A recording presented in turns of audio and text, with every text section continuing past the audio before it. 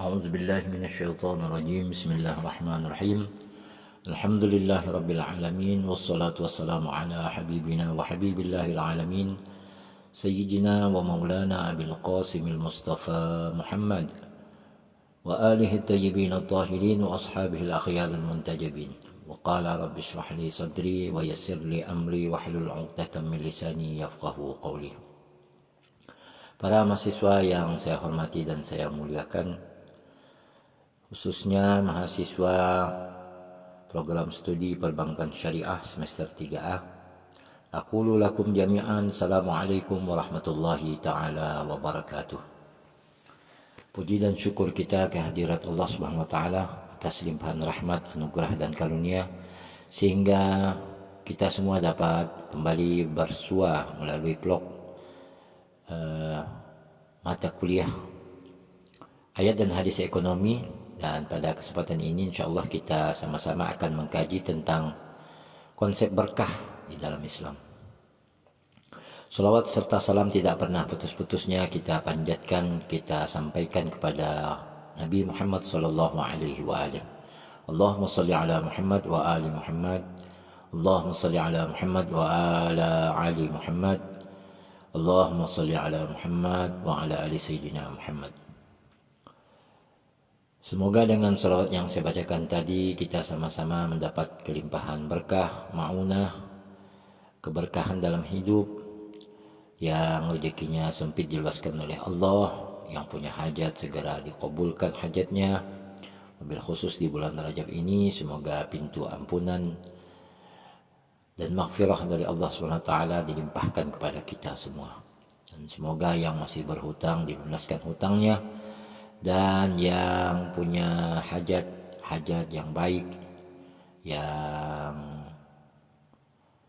berkenaan dengan kehidupan dan keberlangsungan kehidupan kita, Allah sempurnakan hajatnya dan Allah penuhi seluruh hajatnya bibarakati Muhammad wa ali Muhammad.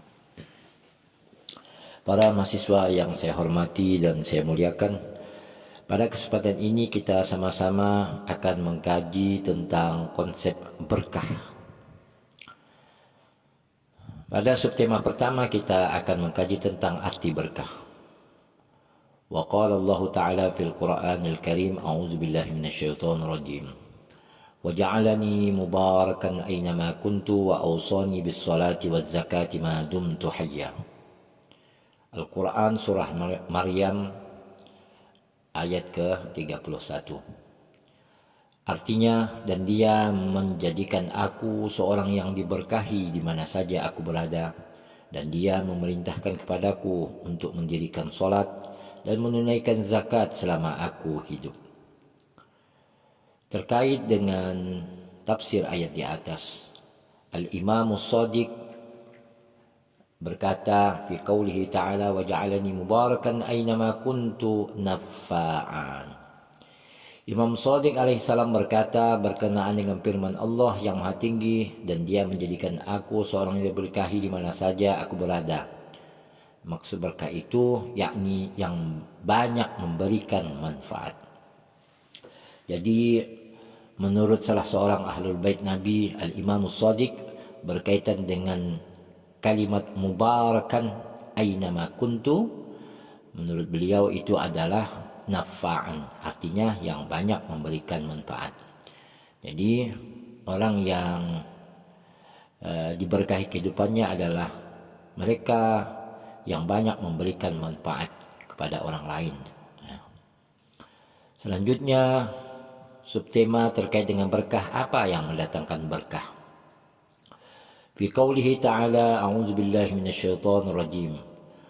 Walau anna ahlal qura amanu wattaqau lafatahna 'alaihim barakatin minas sama'i wal ard walakin kallabu fa akhadnahum bima kanu yaksibun. Quran surah Al-A'raf ayat 96. Artinya, jikalau penduduk negeri-negeri beriman dan bertakwa, pastilah kami akan melimpahkan kepada mereka berkah dari langit dan bumi. Tetapi mereka mendustakan ayat-ayat kami itu, maka kami siksa mereka disebabkan oleh perbuatan mereka.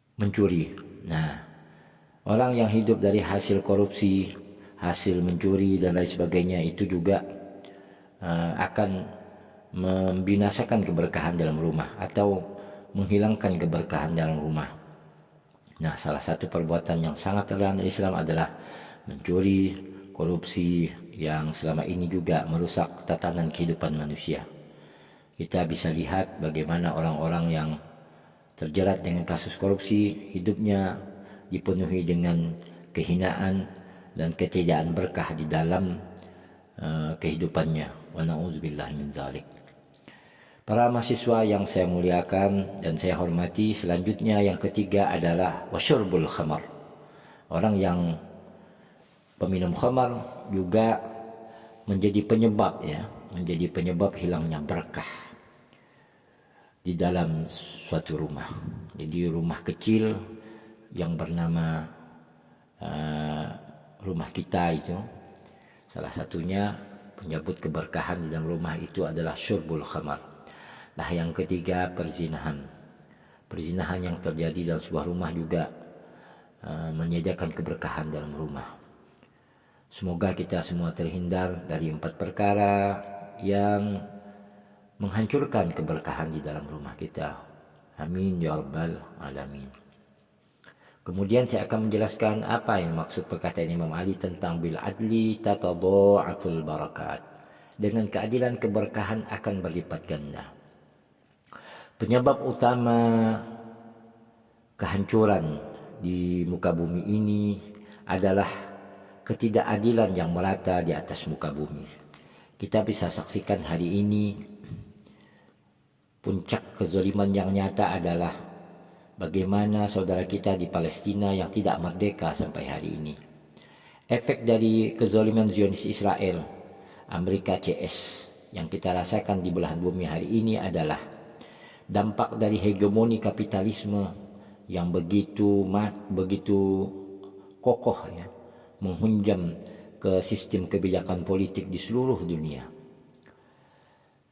Kita diikat oleh aturan-aturan yang kadang setiap negara itu sendiri tidak mampu mandiri dalam ekonomi karena mereka diikat oleh aturan-aturan yang dibuat oleh hegemoni kapitalisme atas nama keadilan juga. Padahal keadilan yang mereka buat itu adalah kezaliman yang berselimut dalam tanda kutip dengan keadilan. Jadi keadilan yang mereka buat, yang mereka dengungkan adalah keadilan yang sifatnya pemutarbalikan sebuah fakta, pemutarbalikan sebuah fakta yang bertentangan dengan tujuan dan asas keadilan itu sendiri. Keadilan itu hari ini juga terjadi, yang kita rasakan adalah misalnya menyebarnya virus COVID-19. Nah, kita kalau mau sering membaca data dan informasi yang berseliweran di dalam media sosial dan lain sebagainya, maka saya pribadi dapat menyimpulkan bahwa COVID-19 ini dibuatnya, bahwa virus itu ada, iya, tapi virus itu dibuat, diganaskan, direkayasa sedemikian rupa untuk disebarkan untuk menghantui seluruh penduduk di muka bumi ini.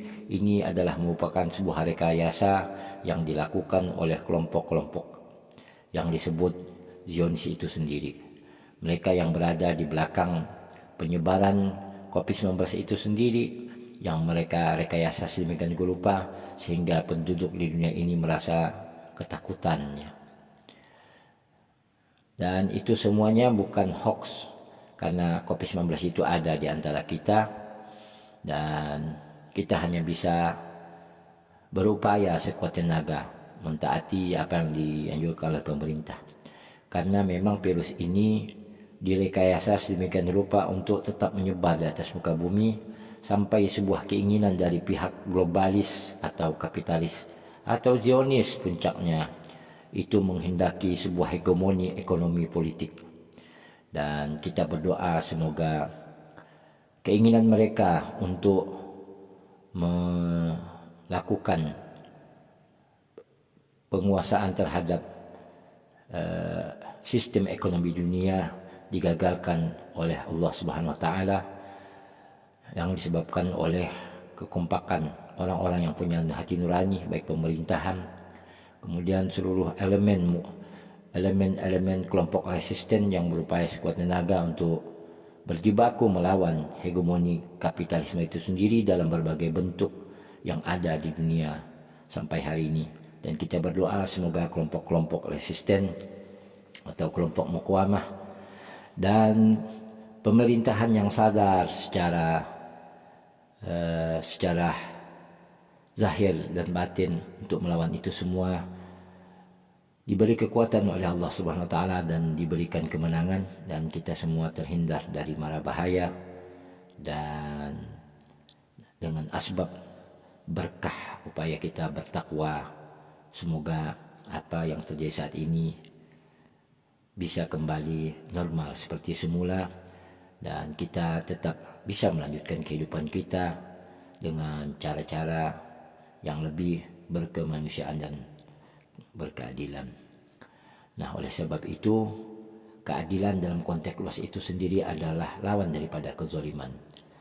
Dengan keadilan itu menurut Imam Ali keberkahan akan berlipat ganda. Nah, selanjutnya beliau melanjutkan idza zaharatil jinayat irtafa'atil barakat. Salah satu penyebab keberkahan itu terangkat adalah telah muncul kejahatan. Nah, ini perlu penjelasan yang sangat luas sekali.